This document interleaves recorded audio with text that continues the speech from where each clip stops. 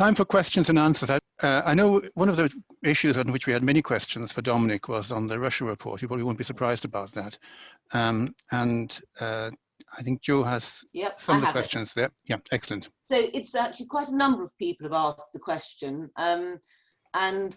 David Blackman has asked, why do you think Boris Johnson has blocked the publication of the report? I'll read all the questions out because they're sort of all pulled into one. Jonathan Baker and Rosie Pocock, would the report suggest Russian influence? And if it were released, would it change anything at all? Peter Coggins, how can the government be forced to release the report? Susan's question, would you recommend that grassroots group continue to pressure the government to release the report or focus their limited resource elsewhere? And that's the sort of pulled all those questions in together. Just to explain, the Russia report was produced by a committee, the Intelligence and Security Committee. We spent about 6 to 8 months taking evidence because it's quite a slow process because we only meet once a week and we don't meet when Parliament is in recess. So you have to take your time over it. We had that report ready for publication from our point of view in March last year. What then happens is that there is a redaction process, which is inevitable. The report gets submitted to the Cabinet Office and the agencies, and they look at it and they have to identify those things which they think can't be published for security reasons. And I have to say to you that in a report like the Russia report, there was always going to be a great deal of material that could never be put into the public domain. The report is not just about Russian interference in elections, it's about Russia generally and the threat it poses to the UK and the UK's near abroad allies. So it's very, very broad spread, but it does, and certainly one of the things we looked at was the subversion of democracy by Russia. We went through that process, and as a consequence, in early October, we were informed by the agencies. It's a bit like a ping pong. They send you a draft, you send them back a draft, and you argue over the details. It's very nicely done. At the end of it, we had come to an agreement about what could and couldn't be published, and that was around the 10th of October. And as a consequence of that, we then submitted the report to the Prime Minister, because the Prime Minister has a constitutional right of veto, not previously done against the will of a committee, not to publish a report. But normally the submission of the report to the Prime Minister is a rubber stamp job because all the work on redaction has already been done. And so it's turned around. The usual rule is it's turned around in 10 days. On top of that, we knew that there was a real possibility that we would have a general election. And if there's a general election, there's no committee. And if there's no committee, the report cannot be published because it's the committee's report, not the government's. Well, the Prime Minister sat on it. And after 10 days, I got so anxious that I raised it on the floor of the House. The Prime Minister's office then came out with some explanations as to why it wasn't going to be published before the election, which were, I'm afraid, simply not credible, including saying that, oh, it normally took 6 weeks up to publication. Well, it's the committee that decides when to publish. The Prime Minister's role is normally very narrow. And if the Prime Minister had had a reason to want to prevent publication, he should have asked me to go over to number 10 Downing Street. He should have sat me down and he said, look, Dominic, I'm terribly sorry, but this is why I can't do it. He never did that. I have no idea why he decided to prevent its publication. I think it probably caused them more headaches than not. It may be that there's something in the report which so upset them that they didn't want it. Although I have to say to you, this is a report produced by a cross-party committee, which is pretty sensible and doesn't go in for sensationalism. And whilst there are some things in the report, I have no doubt if and when it's published that people will comment on and may arouse some media interest and public interest. I can't go further than this. I don't think there's some extraordinary smoking gun reason why they should not have published it. It may be, I'm afraid, that it was simply a decision taken by Mr. Cummings, who was so piqued by my behaviour over Brexit in September that they just decided in a fit of pique that they were not going to allow it to come out with my name on the front. I'm afraid that's a possibility.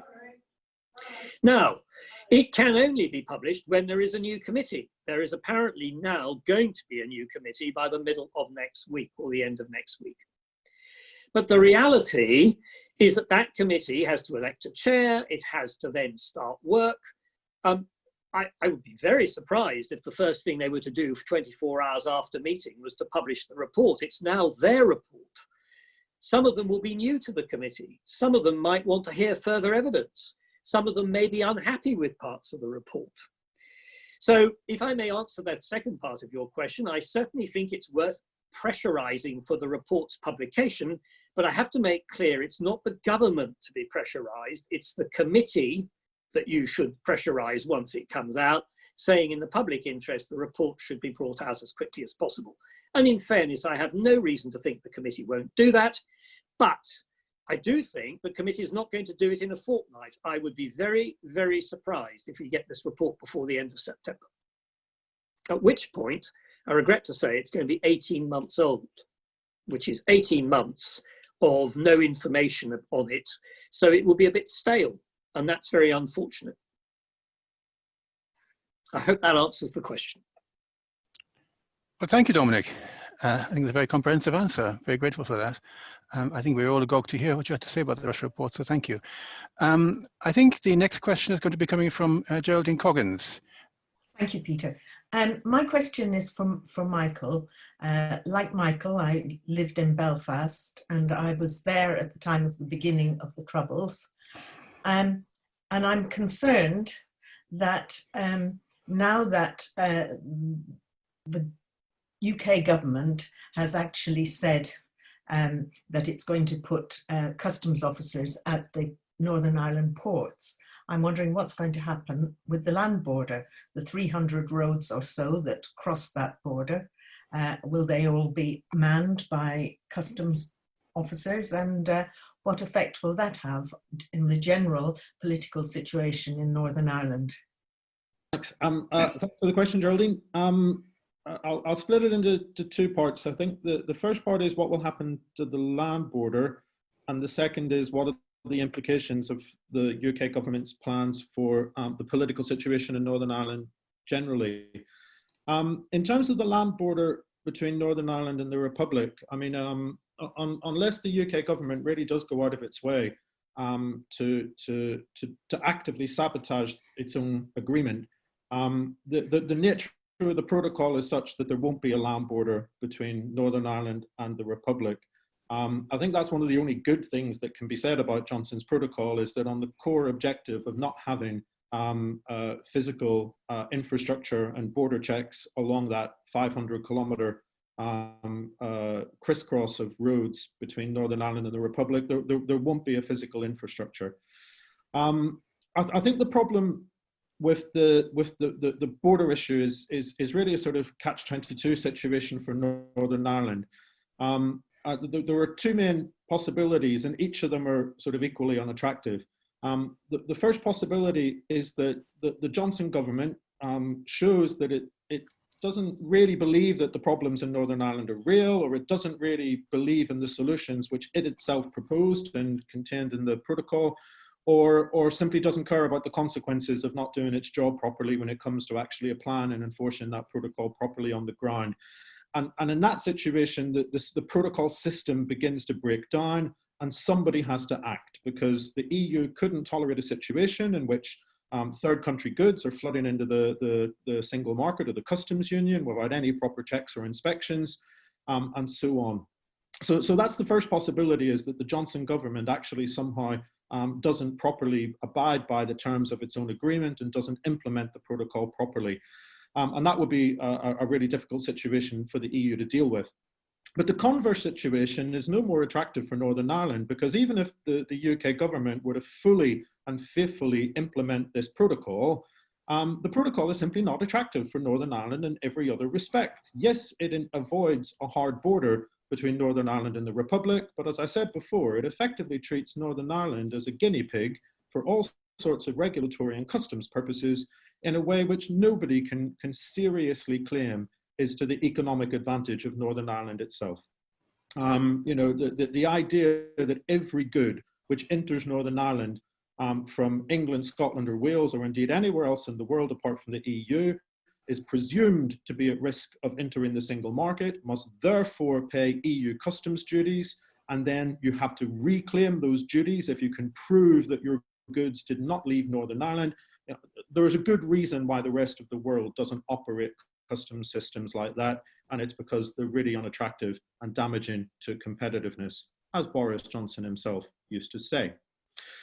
So the land border isn't actually the problem. The problem is the protocol besides the land border. And I think that brings us on then to the second point that you made. What are the implications for political stability in Northern Ireland?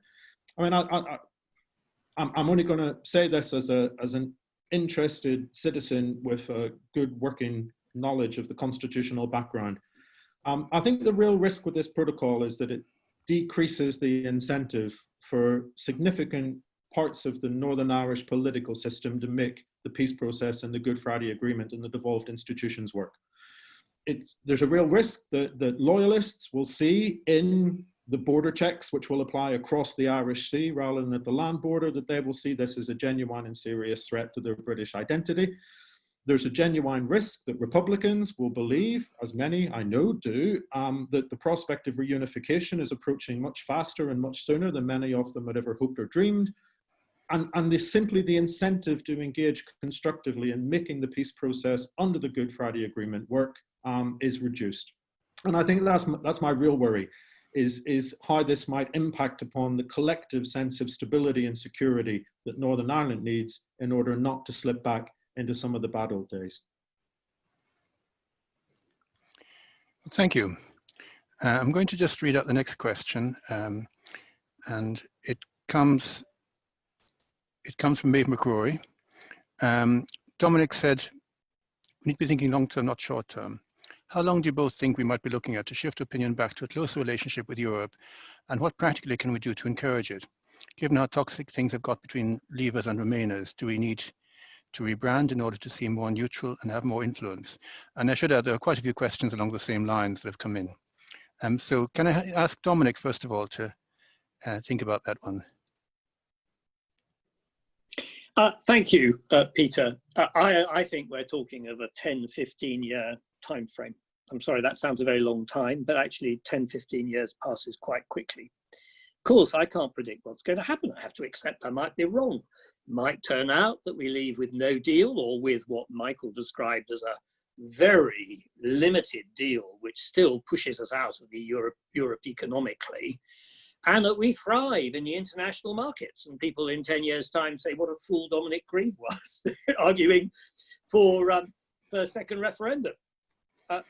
But my instincts tell me that that's not going to happen. And that what is more likely to happen is that the United Kingdom, particularly because of the way in which we have returned to astonishing levels of expenditure, government expenditure over COVID and borrowing, that the United Kingdom is going to go on a boom-bust roller coaster. That's how it seems to me to be a serious risk, and to do it with an economy that is constantly that marginally more exposed and with less cushion than we had when we were in the EU. And if that's the case, then what I fear is, without a complete return to the early 1970s and late 60s, is a situation where the UK is seen as having a sluggish economic growth, can't deliver on the government's expenditure promises, and looks around it and sees that, in fact, on the continent of Europe, levels of social market democracy and with its security and quality of life for its citizens are becoming notably better than for us. Now, that may not happen, because it could be that the EU's own internal contradictions, and it's got plenty of them, which it's got to address, may affect it adversely. But I think that's a very real possibility. And if it is, then I think that as a movement, there will be an opportunity to say, well, actually, we need a relationship with Europe. They are our closest trading partners geographically. They are where we are fixed on planet Earth. And you cannot escape it in a world particularly where I see protectionism as growing, and the world dissolving into trading blocs, quite apart from the problem of power blocs and the risk of violence as a result. So for all those reasons, I think there will be very great pressures to push the UK back towards its European partners when some of the poison has finally flown out of the wound that we seem to have created for ourselves over our relationship with the EU. And I think the opportunities will be there, particularly when the EU itself may be going through some changes in its own structures. But we will have to seize them as they come along. A couple of points, I suppose. I mean, I agree completely with Dominic that we're probably talking about a 10 to 15 year period, which in the big scheme of the world, in the big scheme of one of our lives, might feel like a very long time. In the big scheme of the world, obviously isn't. I think there are a couple of big variables that I'd add into what Dominic said, or amplify from what Dominic said. I think the first variable is that we don't know what the UK will be like in 10 to 15 years time. And I'm not just talking about whether we'll be a bit wealthier or a bit less well off. I'm talking about, will there be a UK? What will have happened to Scotland? What will have happened to Northern Ireland? Will the UK, and I'm sorry to phrase it in a way that some people might find quite dramatic, but on our current trajectory, I don't think it's that unreasonable to ask the question critically, will the UK still be a functioning liberal social market democracy in 10 to 15 years time? Or will the damage which has been done by the Dominic Cummings of this world reach such a scale of acceleration that it actually becomes quite difficult to resist? So I think that's one important set of questions that we need to ask ourselves. What will the UK actually be in 10 or 15 years time? I think Dominic is really very correct to ask the question, what will the EU have become in 10 or 15 years time? Without the UK there, without the single largest country that was not a member of the single currency and was not ever committed to join the single currency, that in itself drastically changes the dynamic of EU integration. The distinction between the single market and the single currency, between the interests of those countries which wanted to be in the single currency and those which weren't, has already immediately changed greatly. But equally, the impact of the coronavirus pandemic and the steps which the EU is planning to take in order to transform the European economy, these will unleash dynamics and processes of reform over which the UK will have no say and no control because it's left, but we don't know, we have no idea what the EU itself will end up looking like in 10 or 15 years time. Will it be an organization where the UK and the EU actually have so much in common with each other from a constitutional point of view anyway? And of course, we have no idea about the wider forces of environmental change in Russia and China and America and so on. I suppose for me, the main point is we've given up the ability to shape a large part of those changes and a large part of those forces that we used to have a significant control over. As a member state, we could guide and control, and ultimately, if we really felt the need to, and we did in practice, veto some of the initiatives that the EU wanted to take. And to be frank, from that point of view, maybe the other member states are well rid of us, because if we were actually going to block the ability of the other member states to take the action which is necessary to save their economies and protect their way of life, then maybe it's better that we're not there at the table to cause trouble like that at our own cost. But maybe there are bigger things at stake here than just the interests of the UK. Well, thank you very much indeed for that. The next question has come up really, and this has been asked by several people and partly addressed already. It was to do with the breakup of the United Kingdom as a consequence of the double whammy of Brexit and CV19, with Scotland wanting to join the EU and Northern Ireland unifying with the South, and Wales nobody knows. So moving on from what you said a moment ago, Dominic, what's the likelihood of there still being a United Kingdom in 10 or 15 years' time?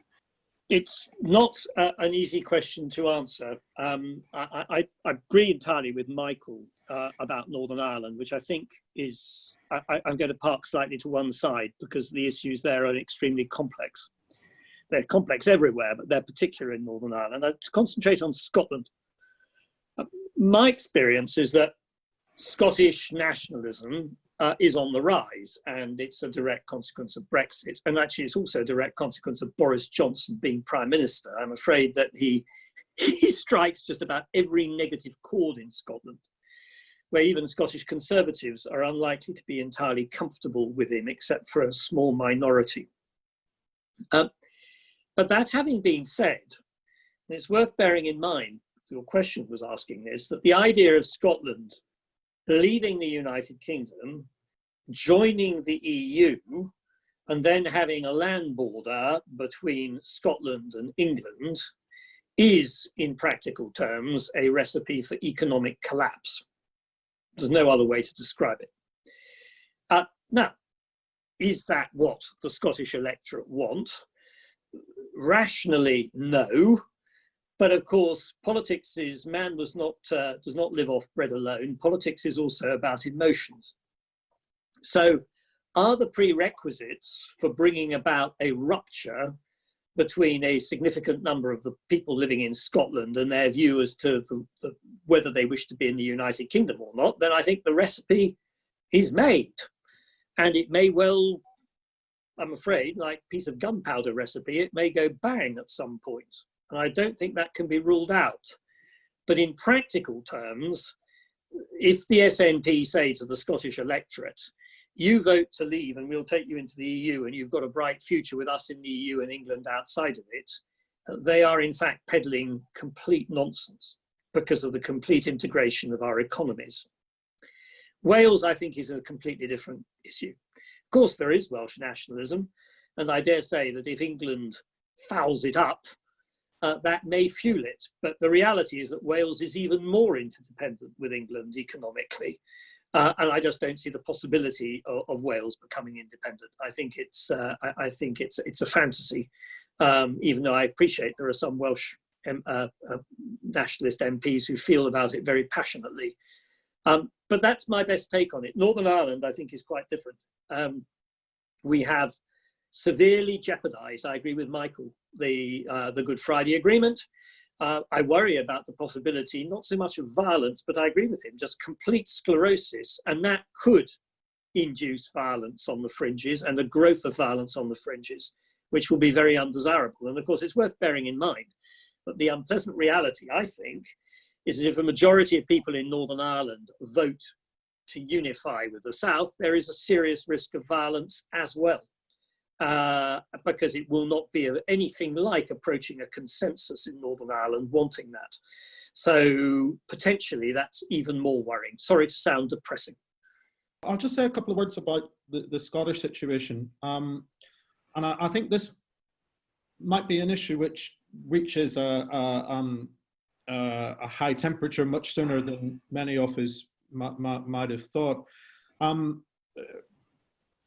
One of the big issues which has been raised by Brexit and not yet resolved, and I've said this God knows how many times now, but I'm still amazed at how little attention it gets, either from the main political parties or from the mainstream media, whatever that means anymore, or indeed in the public debate, is this idea of the UK internal market.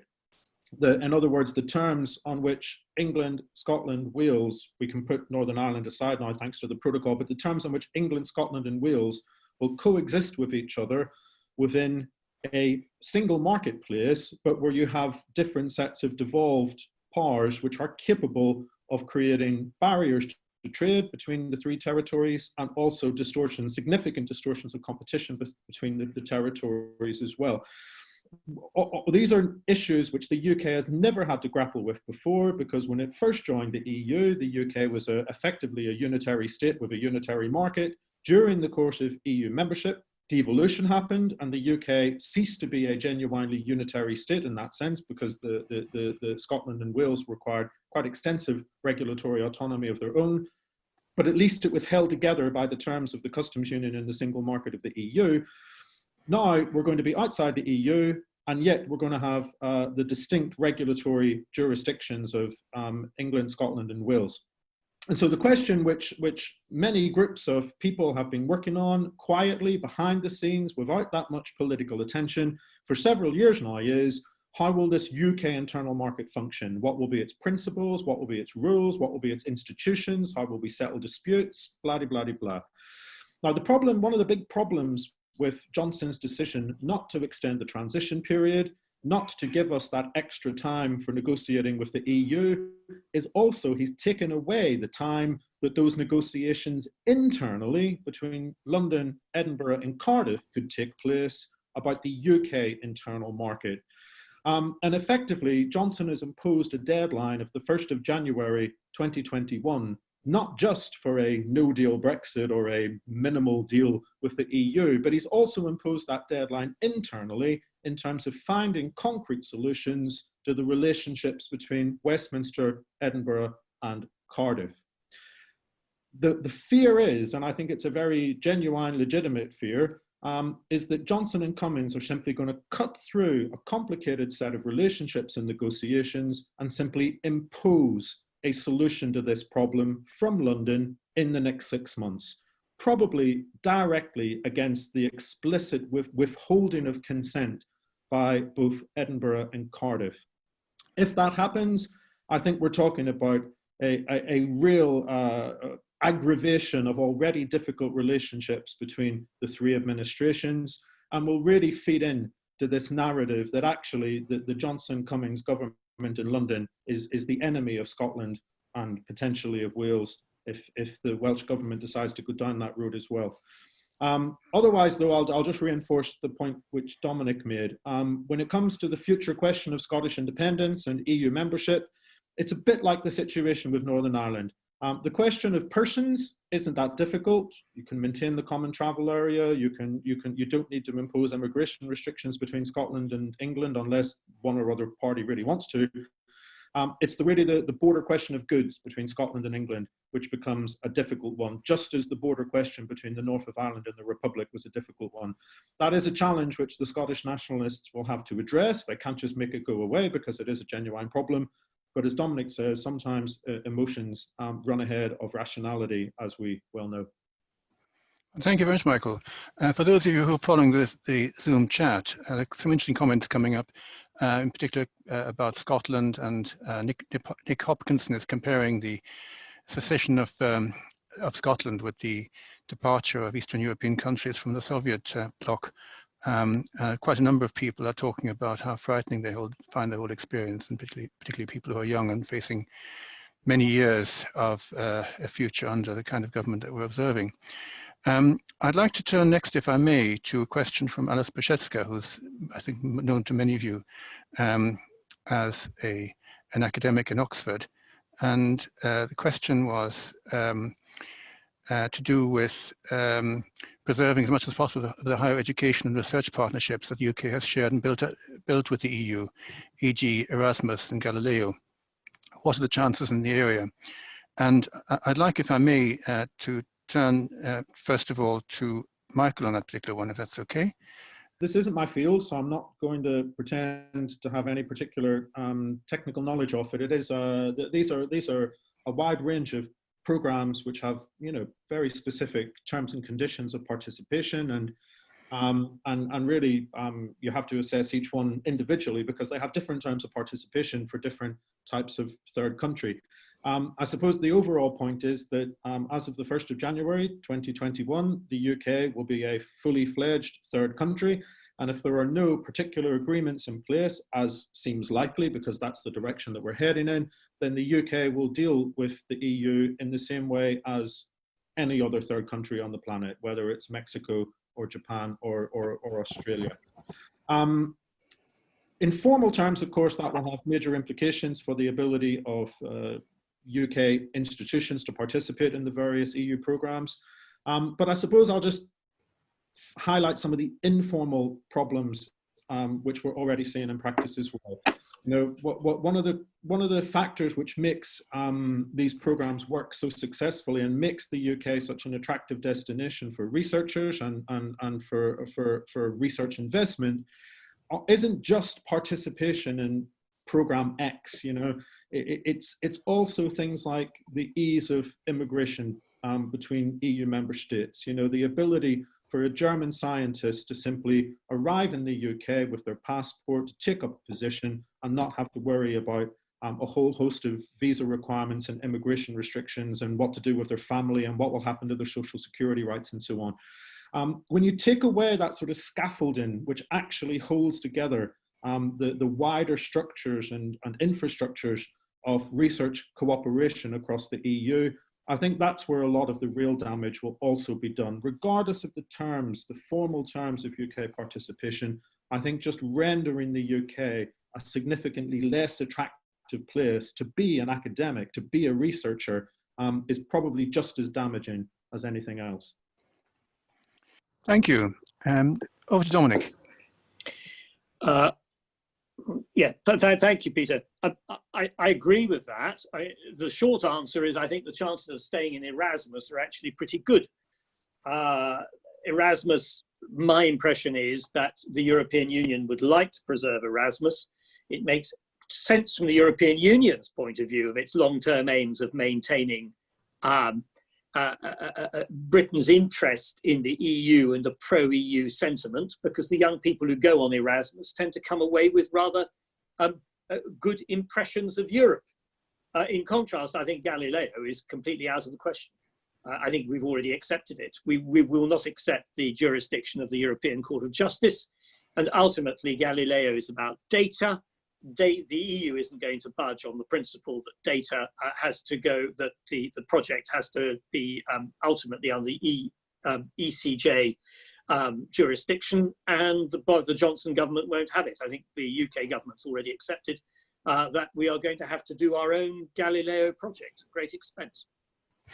Thank you indeed. That's very sad, considering that the first candidate for Galileo was a company which apparently has no experience whatever in the kind of satellites that are required.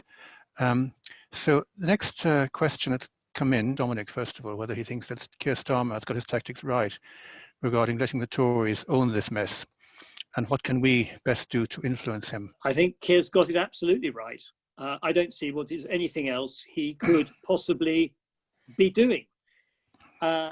He, just in the same way that he took the view, which I think politically was correct, that he wasn't going to start jumping up and down saying you must extend transition, rather than saying, look, this is your mess. You say that you're going to get us out of this mess by the 31st of January, and therefore you don't want transition to be extended. Well, so be it in those circumstances. We will watch and we will question you on what you're trying to do. When you're in opposition facing a government with a majority of 80, that is all you can do. Otherwise, what happens, and I think what's so interesting with Keir is this is a politician who isn't jumping up and down looking for one-line headlines in the press which last about half a day and then disappear, in stark contrast to some of his predecessors. Strikes me he's being very methodical about this, and I think he's right about it. Now, where he wants to take the Labour Party, bear in mind he has a challenge of his own with the Labour Party. I'm not probably best placed to answer this particular question, but I mean, I am quite familiar with some aspects of the Labour Party's own internal dynamics, and I worked closely with Labour MPs last year. Some of them could also see the divisions splitting them from some of their colleagues. He has some, the Red Wall Tories who have abandoned Labour in traditional Labour's heartlands in the North and Midlands, who've gone to the Conservatives for reasons partly of identity politics, but actually I think also partly that they were so utterly alienated by Corbyn's style of leadership and his style of socialism, which they just don't share.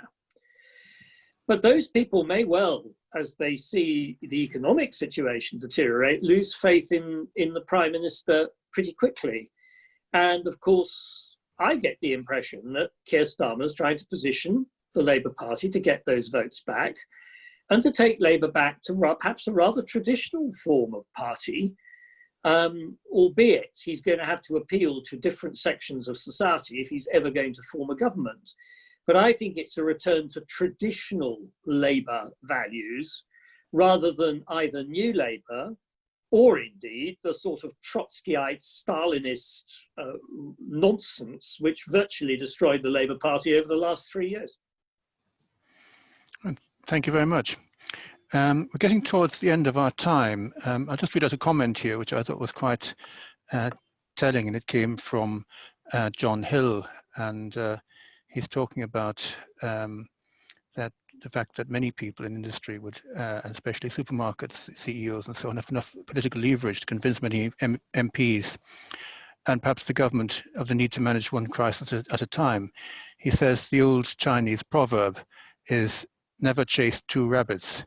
I think many of our political masters could do with listening to that particular observation.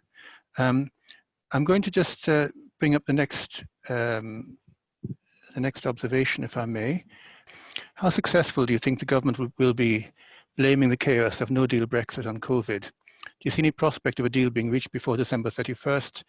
Will any vestiges of automotive sector survive? Thinking of JLR. So a lot of questions there, but maybe if you can give a brief response to those, if that's okay. Dominic, first of all. Thank you, Peter. I think that blaming the chaos on COVID rather than Brexit won't work unless in the new year COVID is also creating a similar level of economic chaos within Europe. Obviously, if it is, and the economic chaos is general, then the one may well mask the other.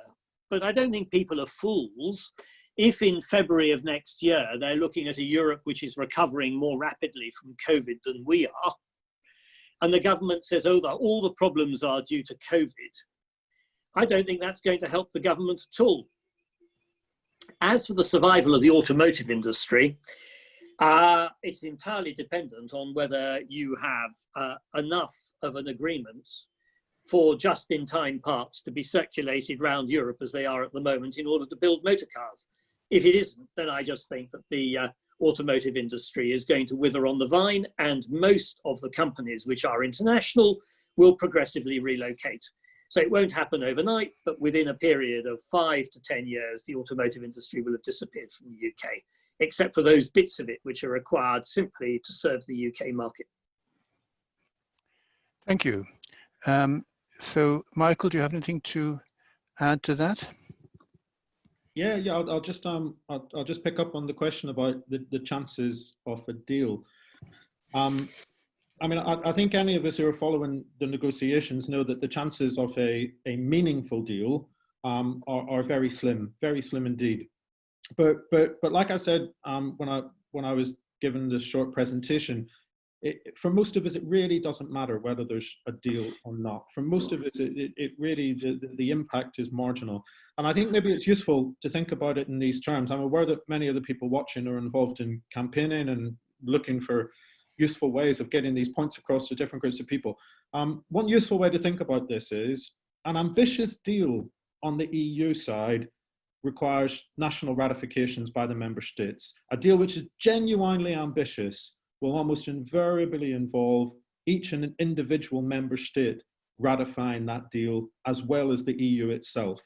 The usual time period for that to happen is about 2 years. So the chance of having an ambitious deal ready to enter into force by the 1st of January 2021 is 0, simply by view of the time which is available in order to do it. What that means is that if there is a deal ready to enter into force in 6 months' time, by its very definition, it is not an ambitious deal. By its very nature, it cannot actually be that big a deal, because otherwise it could never have entered into force by then at all. I know we're getting towards the very end of our time, so I think it's time for one further question. And this is just a very brief one, and I suspect the answers may be quite brief as well, sadly. And the question really is just whether Boris Johnson is going to survive into 2024. Michael, do you want to start? Yeah. Well, do we project our own wishes onto this question, or do we answer it as best we can? I think what we shouldn't do, and I'm as guilty of this as anybody, is to see this as somehow Boris Johnson's will and desire, as if Boris Johnson is the most powerful person in the universe and everything has happened according to his whim and desire. Boris Johnson may be the Prime Minister, but this is not solely his mess. Will Boris Johnson survive, I think, is an interesting and important question. But to me, the more interesting and important question is, regardless of who is occupying 10 Downing Street, will the Conservative Party continue along the trajectory of becoming a Trumpian, Bolsonaro-style, post-truth populist group of hard-right fanatics, or will it come back to its senses and become a mainstream, centre-right, European, liberal, social market democracy? That for me is the more important question than the future of Boris Johnson as an individual. And at the moment, I'm afraid the signs are not encouraging, especially since the election in 2019. It seems to me that a significant part of the Conservative Party is perfectly happy to be led away from its home as a centre-right party of liberal social market democracy and down the line of becoming a Trumpian, Bolsonaro-style party of hard-right post-truth populism. Thank you, Michael. I'd be very interested indeed to hear Dominic's views on that, having been a member of the party. And I should add that the common conversation I had in Beaconsfield was about the moves that Dominic had made. And I always said, Dominic's politics haven't changed a bit in the last 20 odd years. What has changed is the party. He stayed loyal to his values. And I only wish other people had done the same. But that's only one perspective on it. And perhaps Dominic can address that issue. Thank you. I listened carefully to what Michael said, and I think that his general analysis is absolutely correct. Where I think perhaps there's a slightly different issue is how many of the members of Parliament now in the House of Commons would be content to go towards a neo-Trumpian future. I accept that a large number of them have themselves, at least temporarily, accepted this, because they may well not have voted for Boris Johnson last year if they were in the House before the last election, but once he had the leadership, they felt that he had to have his head, they felt that we had to leave on the 31st of January, that there was no alternative because of the views of their associations, and they took the line of least resistance. But does that mean that they embrace a neo-Trumpian future? I think a significant number of them don't.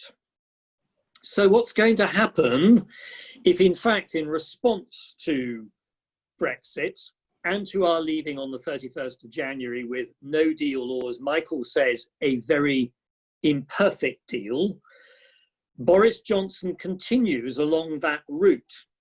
The evidence is that there is already a lot of disquiet amongst Conservative MPs about his capacity to govern. I don't think that Mr. Cummings is liked. Indeed, I think he's actively hated by a significant section of the parliamentary party, who doubtless he just dismisses as vegetables. But at the end of the day, as has happened before with Conservative Party, if there comes a tipping point where they can't stand it anymore, they will get rid of him. And in getting rid of him, they will want some very different destination from the one that he is taking the Conservative Party towards, or appears to be doing at the moment. Some of them, as I said earlier, have been optimistically hoping that at some point he was going to change course. And as for the reasons I gave earlier, I am not sure that that's going to happen. So I think I don't give up and despair that the Conservative Party is just turning into a neocon party, or neo-Tory, I think, as Michael described it. I think there's still a lot of much more traditional conservatism there, and that the possibility for it to reassert itself is there as well. Thank you very much indeed. In a moment, I'm going to ask both of you just to say a few words by way of summing up, because we've come to the end of our time. And although there are many, many questions still in the inbox, and I've been following the chat with interest, alas, the clock has beaten us. But I think we've covered quite a lot of ground. Just two Twitter handles to mention. Ours at Oxford Stays, and also many of you have signed up for our mailing list. We have a Facebook presence. And one of our correspondents, again, in the chat mentioned at Archer_ORS, which I can warmly recommend if you want some light relief in these difficult times. And it's about the complications of being an expatriate in these post-Brexit days. So I can recommend that. So if I might just hand over to Michael to just say a few words of conclusion, and maybe if you can find any way of giving us heart at the end of the meeting. I always like to end on a positive note. Over to you. On a positive note, I'm just going to say never give up hope for the future. The only way things really become unsalvageable is if people like us stop trying to salvage them. So take care of yourselves and keep fighting. Thank you. And Dominic? I agree entirely with Michael. Hope springs eternal, and I'm afraid I take the view the tide of history is on our side about this. The UK's decision to leave the EU comes, as I think Michael has also highlighted, from a whole series of unresolved issues about our identity. And I'm afraid, I think, a failure to understand actually the advantages and true soft power advantages that we enjoy, and to grossly exaggerate our global clout in other areas. And I'm afraid it's going to be a painful lesson. It's just one of those things. But those of us who want good for our country's future and want our children to prosper should not give up. Our forebears have been through similar periods in UK history, and we've come through it. And I am convinced that we will come through this as well. And we will look back on it in 50 years' time and just think, what an extraordinary, I should be gone by then. But one or two of the younger people present this evening won't be. And we'll look back and say it was an extraordinary episode when the UK took leave of its senses. Well, there we are, food for thought there. So on that note, alas, we have to call it halt. I just want to undertake the pleasant duty of thanking both speakers, but really have been brilliant presentations. I think very, very comprehensive, and I can see people applauding and raising virtual hand claps. I, for one, will go home thinking very, very seriously about a lot of what's been said. And I think the important message is that don't give up hope. The battle goes on, and we're here for a purpose. And thank you all. Thank you. Thank you. Well done, everyone. Thank you. Thank you all. Thank you very much. Thank you, Dominic. Thank you, Michael. All the best. Thank you, Dominic, Grieve and Michael Dougan.